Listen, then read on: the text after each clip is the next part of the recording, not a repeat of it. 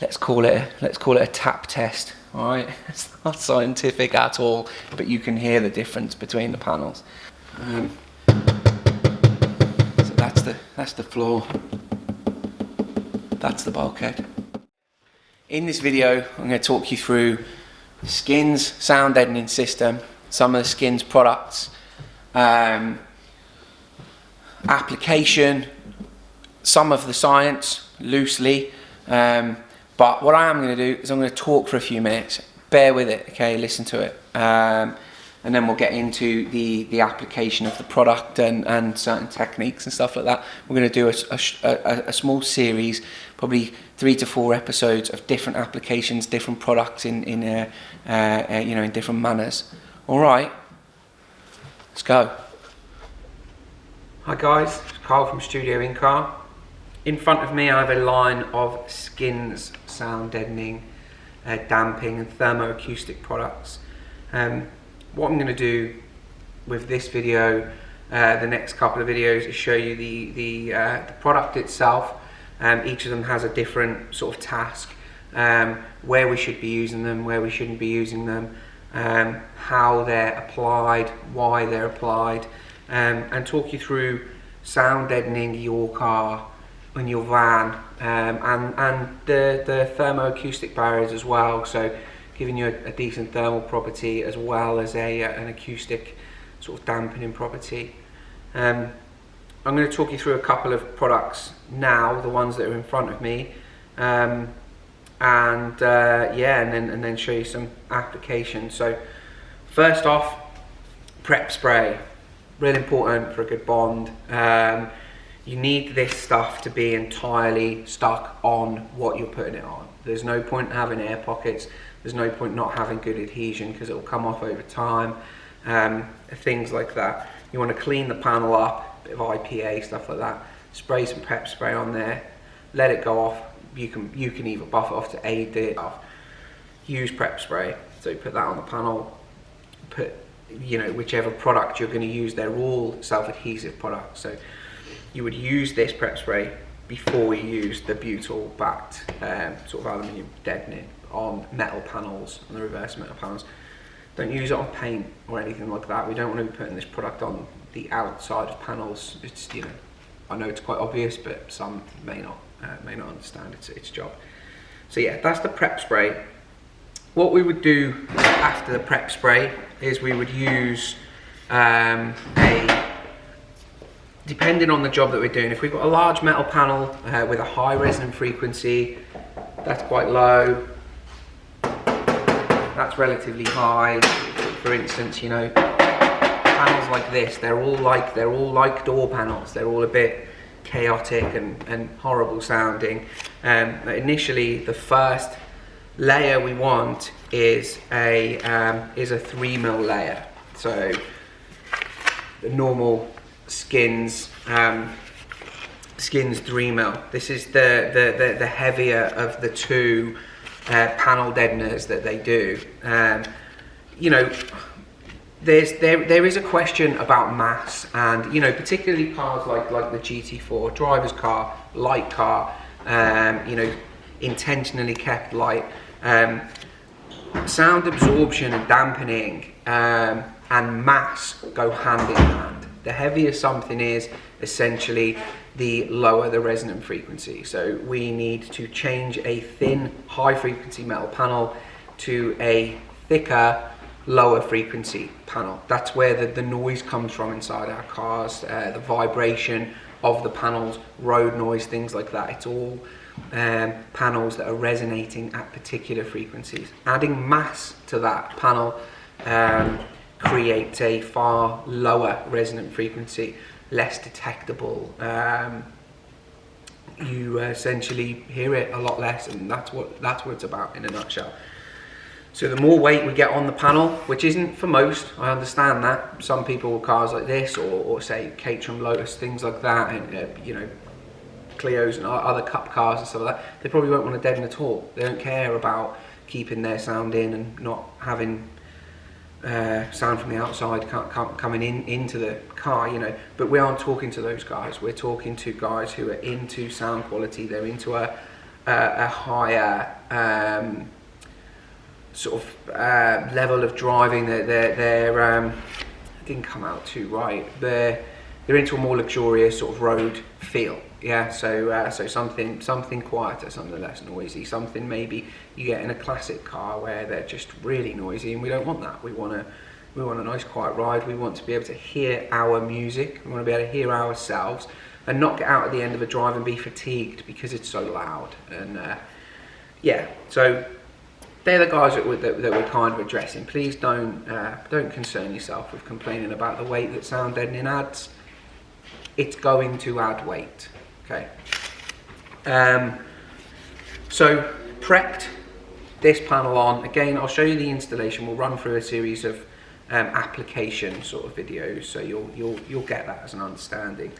Now, going back to weight, they do a 2mm liner, right? Now, this is a personal opinion. This isn't about telling you all the marketing of the product or anything like that. This is a personal opinion. The 2mm liner from most people is marketed as a lightweight liner, right? Lightweight and sound deadening, they couldn't be further from each other, okay? Mass equals a lower resonant frequency, right? This I would use personally in applications where we've got a lot of contours on a panel, a lot of turning and twisting and knurled edges and things like that, and we want coverage because the 2mm applies much, I'm going to say nicer, but it's much more flexible than the 3mm panel liner. Okay, so use this in an intricate area, like the back of the tub in the GT4 or something like that, or you know, a wheel arch where you're going to struggle, an inner wheel arch or an outer wheel arch behind the trim, if you're going to struggle to bend it into shapes and things like that. So that's where I would use this, and then maybe a couple of strips of 3mm again to bring that resonant frequency down again. Don't fill your racing car up with this, right? If you want a sound deadened racing car, fill it up with the 3mm. Over the spread of all of the car, that weight difference between the 2 and 3mm is negligible, in my opinion. Okay, so that's that product, right? 2mm comes in black, a bit sexier than the 3mm, which is in silver. A bit more automotive, I find. Okay, the next layer, which is this box here, this is the thermoacoustic barrier. This is called a panel liner from Skinz. This is 6mm or 10mm. At 10mm you might struggle with. Wicked piece of kit, you know, and it does add that, you know, it goes further than the 6mm.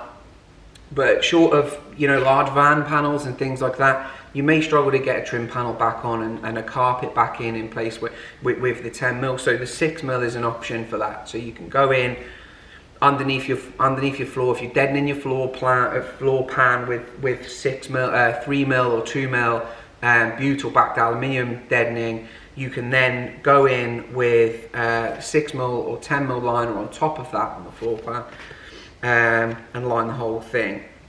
Like I say, 10mm, you might struggle to get things back in all the nooks and crannies.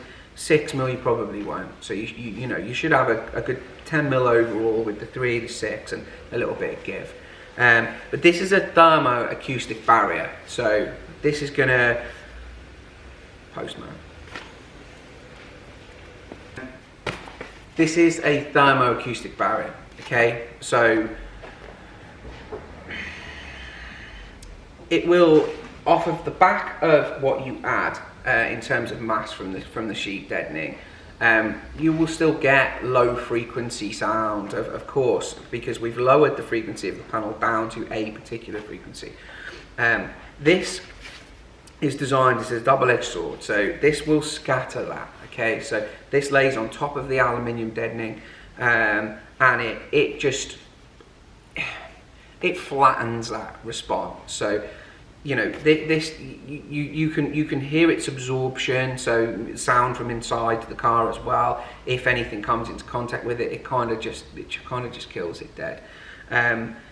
Coupled with the fact that it has thermal properties, a lot of air trapped inside this. It's like a sort of open cell, squishy. Come on, focus, let's get there. I think you can see that. It's like a squishy open cell foam. And because of that, air that's trapped inside it either stays warm for longer, stays cold for longer. You really do notice it in things like that we do, like Defender 110s, Defender 90s, or any Defender really, the T5s, T6s, caddy vans, things like that, that are used for more than just building, more than just listening to music. You know, a lot of people take these things, you know, we've had them go out to the Alps, we've had them go out to Italy, you know, and they sort of camp in them. This keeps you warm and it keeps you cold when you want it. So, good product. That should always go on top of this product in terms of large panel lining. That's what that does. Right, so that is the panel liner. This is the 6mm. It's available in 10. 10's a big piece of kit, it's a serious piece of kit, but we've used it a lot, you know, like I say, on larger panels where we don't have to worry so much about intricate panel fit. So that's that product. This is the Skinz Wave Diffuser. Now, you've probably seen this before. It's sort of a studio technology sort of product. It's like trickle down from sort of pro audio. This is open cell, like what we would call a waffle pattern. Now, I've not read pretty much anything to do with any of the actual Skinz marketing, but what these are designed to do in the pro world, which I imagine this is the exact same thing, is to catch back waves or any waves, but in this case it's going to be back waves because these go behind the speaker, and it will just scatter them. So if you imagine we've got our 3mm liner, we've got our 6mm liner, and then we've got a diffuser, your rear waves are going to hit this and they're just going to bounce off in all different directions. Any direct wave that comes back to the back of the cone and tries playing forwards is going to cause us a phase cancellation. We want to kill that as you know, as much as we can. So this just scatters it about. It makes a difference. You can, I don't know if you can hear the difference in my voice when I'm talking at this panel compared to when I'm talking without this panel. You know, we've got a lot of room here, so this, you know, there's obviously still stuff going on, but I can hear a difference here. What separates this from, say, a pro audio or studio environment is this is treated from a water sort of protection point of view. It is what they call hydrophobic. So water hits that, it's just going to run straight off. Good for a door behind a speaker or inside a speaker enclosure. Maybe not so important that it's hydrophobic inside a speaker enclosure because we should be airtight, and if we're airtight, we're watertight. So that's that product. These are the products that we're going to use on the GT4. We're going to use them relatively sparingly because we're not trying to add a bunch of weight. We're going to run them evenly around the car, and we're going to do what we call a localized deadening. So places where we know it will help. Speaker baffles, the center of large spans of metal where there's a high resonant frequency, you know, areas of wheel noise or tub noise, which, you know, comes from the moving parts of the car. Small areas like that, we're aiming for a, you know, a slight increase in your privacy in the cabin, you know, a little less noise from outside, a little less noise generated from the car inside, but we can't get away from the fact that we want to keep it a GT car. We still want a little bit of noise, we still want a little bit of fun. We're just going to try and help our speakers and our system save its energy by not losing it through thin metal and thin glass, which is, you know, is another part that I haven't really covered. You know, the absorption properties of the butyl back deadening, so that the thicker we go, so say the 3mm, the fact that it's changing the resonant frequency of the panel will stop a panel from moving. Apologies, postman just turned up.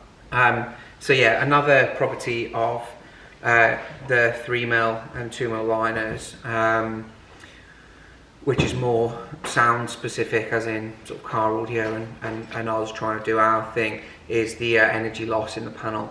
A 3mm layer on a single skin door panel, the energy transfer between the speaker and that panel will be far less, meaning we get from the speaker more of what we want rather than it being lost through the panel. And some of the maths on the transfer between a speaker and a thin panel like that really drops the efficiency of the driver, meaning we don't get what we pay for, we don't get what we put in. So yeah, it's a great tool for keeping the speaker's energy where we need it, and you know, coming to us rather than being transferred along the panel. So yeah, what we'll do is we'll do a few sort of application techniques and a couple of little experiments. We're not going to go crazy tech, we're not going to meter it or measure it or anything like that, but you should be able to hear sort of live time on the video the difference between an undeadened panel, a deadened panel, a partially deadened panel, things like that.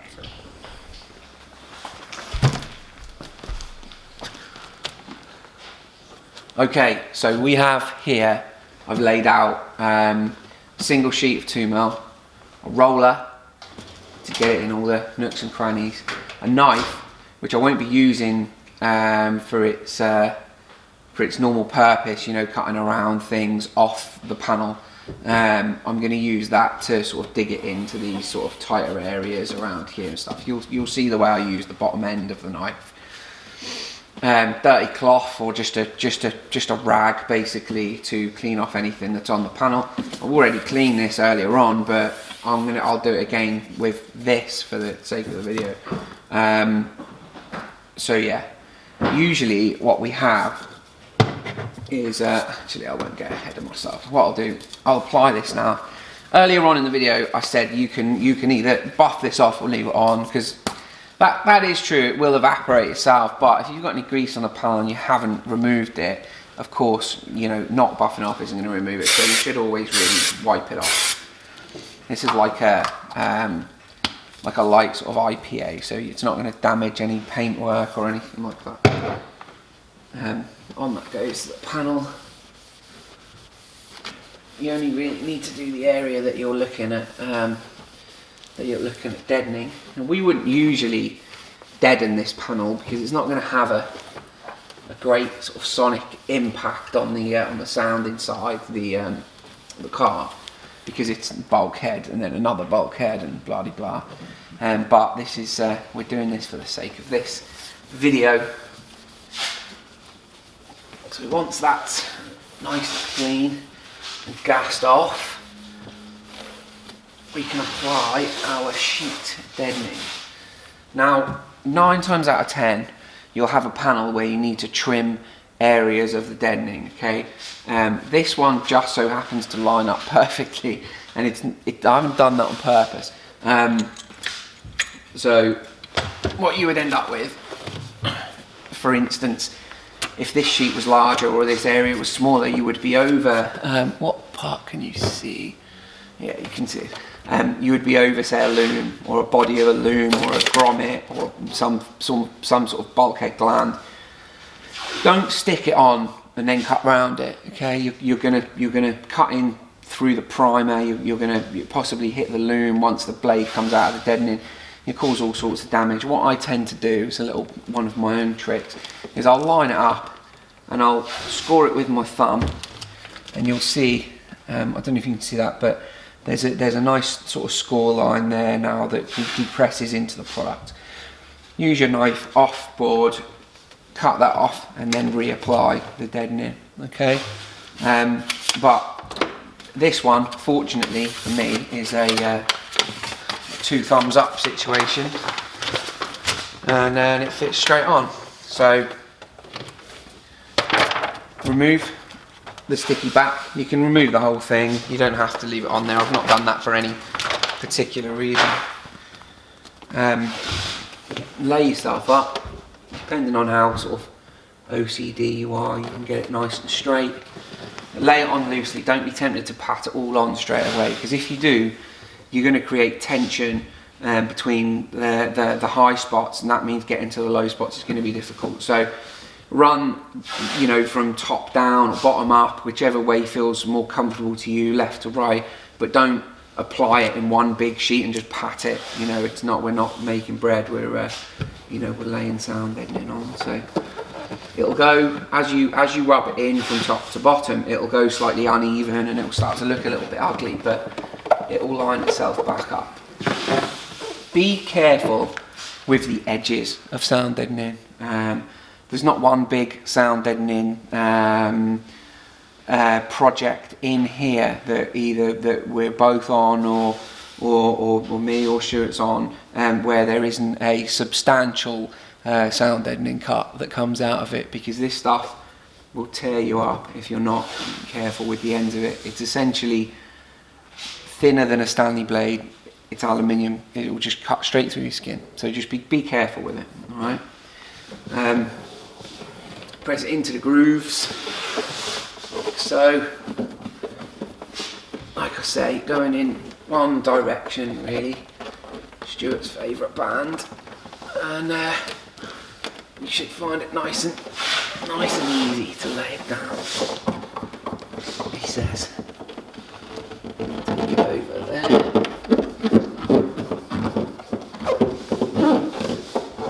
Well, that's how we would sort of pre-apply it. That isn't the sound deadening applied. That is it laid into place, ready for us to press it into its contours, into its you know, its final position.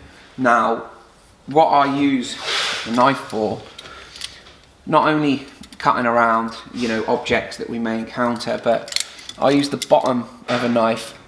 It's just my own thing, but you can use anything that's, you know, blunted, sort of like so, has a nice rounded edge, but is hard, so that we can drive it into areas and push through the sound deadening. And this is for areas that, say, the roller radius of that isn't small enough to get into those into those grooves. Okay, so we want something with a much smaller sort of tip, still tough. And I'll run that through like so into the deadening, get it in all the little low spots. Okay.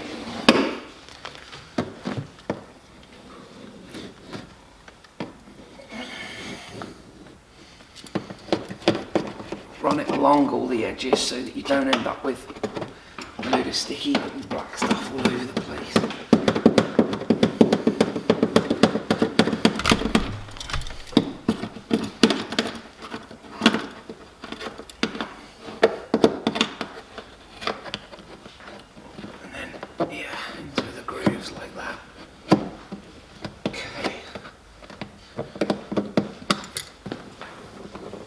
Any lines you've got, any press lines underneath the deadening, the roller isn't going to get to. Just feed the bottom of the knife into it, run it across, not gently, you need to put pressure on this. Run it across like so. And you'll see that it starts to show its sort of metalwork and folding underneath, and that's what you want. You know that the product is on there properly when it starts to show all of its lines underneath. There's no sort of technical skill to this, because once the knife's pressed in and it's going along an edge, it will just sit on that edge like so.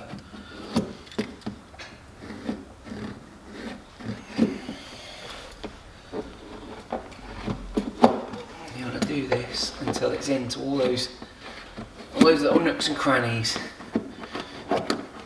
And then your roller can take over from that point, when you've got, essentially you're only left with high spots really.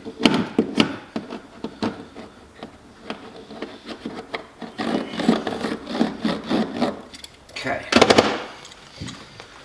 now onto this, rolling it from the high spots. This is what starts to flatten it out. A lot of people use deadening and they use a heat gun to apply it. You can do that, or you know, you can apply this stuff cold. It just means you've got to add more pressure when you're rolling it on, which is kind of what we're used to. I mean, it's not a warm country, so we're used to applying everything cold. But on a warm day or in a warm workshop, it is a fair bit nicer to apply. It tends to just be easier. But there's no you're not going to get a better bond from it being warm and pressing it gently than you are it being cold and you pressing it hard, you know.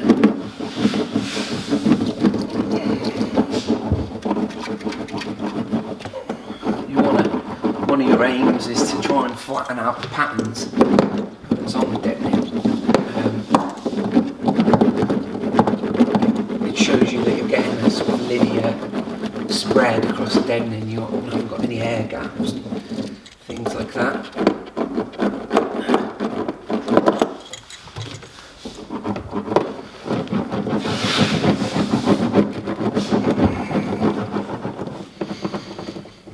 Sorry for all the grunts, it's not an easy thing to do really, keeping sort of constant pressure on it.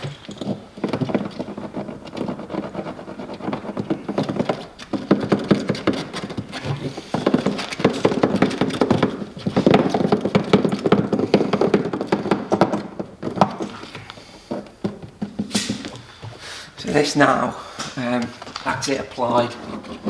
We're going to put this one sheet on this area. Like I say, we wouldn't typically deaden this panel just for the sake of the video, but we just compare this to the bottom, which is the same size panel. This is the tip of my finger. So that's the floor. That's the bulkhead. And that's that shift in frequency that we need. This drumming along with road noise or with bass or with a speaker mounted to it with energy it's essentially a large flexible metal panel. This, as you can hear, it's much more rigid, it's much more dense, it weighs, I don't know the maths on it, it weighs slightly more than a panel that isn't deadened, you know, but the difference is huge. That's the 2mm. You know, the 3mm has a higher effect. You know, a slightly lower resonant frequency even than this. I'm not too sure what we're using in the back, but we'll take a look. If we're using 3mm, we'll do another sort of, let's call it a tap test. All right, it's not scientific at all, but you can hear the difference between the panels. Yeah. We'll move on to doors and stuff later, further on in the videos, and we'll show you the wave diffuser, the 6mm liner and stuff. And you know, it's going to be harder for us to prove, you know, sonically or via, you know, the video and the mic that we use, the difference that makes, because it goes on blindly, it goes on behind the speaker. Rest assured, you can tell when sitting in the car when a door isn't lined. Usually only when you've heard one that is, because it makes such a massive difference. All right, that's it. The application of 2mm Skinz, you know, panel liner to this Porsche GT4. Keep following, keep watching. We'll do more procedures with different deadening products, more techniques and little tricks and stuff, and you might pick something up. It's quite a basic thing to do, but a massive improvement whether you've got a sound system or not. Thank you.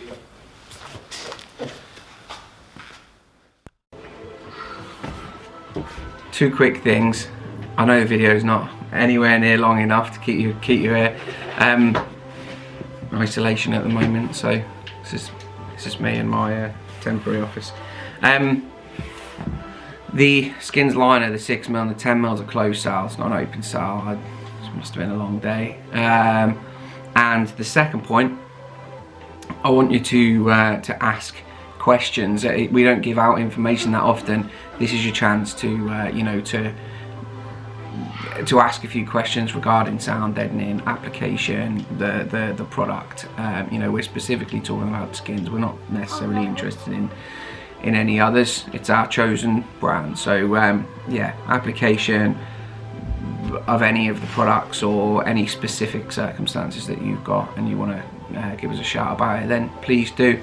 Stay safe and enjoy the video. And if you got here, you're pretty hardcore to our first 30-minute video. Thank you.